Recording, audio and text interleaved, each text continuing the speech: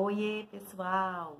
Estou aqui hoje para conversar um pouco com vocês sobre uma leitura que eu venho fazendo, muito interessante, que é o livro da Laura Gutman, né, que diz o que aconteceu com a nossa infância e o que fizemos com isso.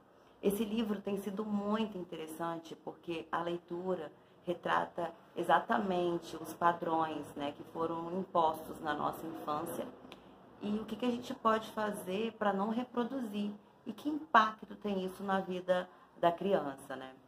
E eu trago aqui hoje um tema que eu achei super interessante para compartilhar com vocês.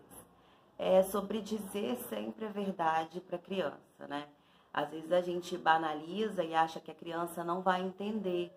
E a gente conta a nossa verdade, do nosso ponto de vista, né? Da nossa visão, né? A visão que a gente tem com os nossos julgamentos, com as nossas crenças, porque a gente pensa que assim a criança vai ficar mais tranquila.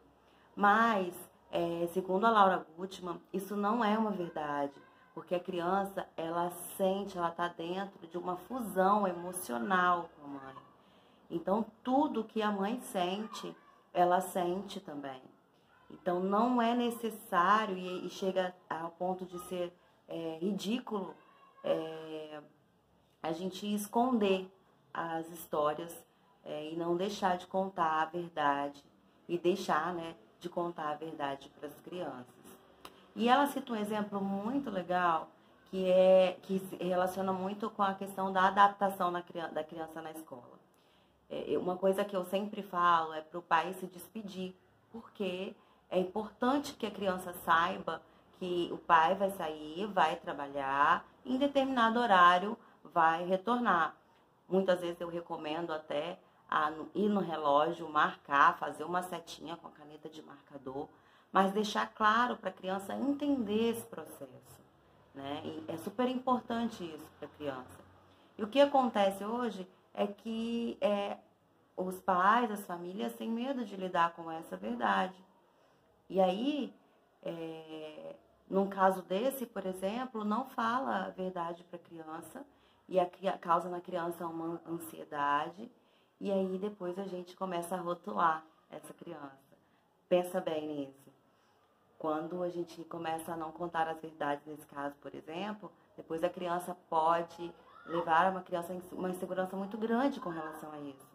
Ela pode manifestar e colocar um nível de ansiedade muito grande na espera do adulto toda vez que o adulto sair. E aí ela ter demonstrações, né, no comportamento, através do comportamento, ela demonstrar isso. E aí nós adultos rotulamos.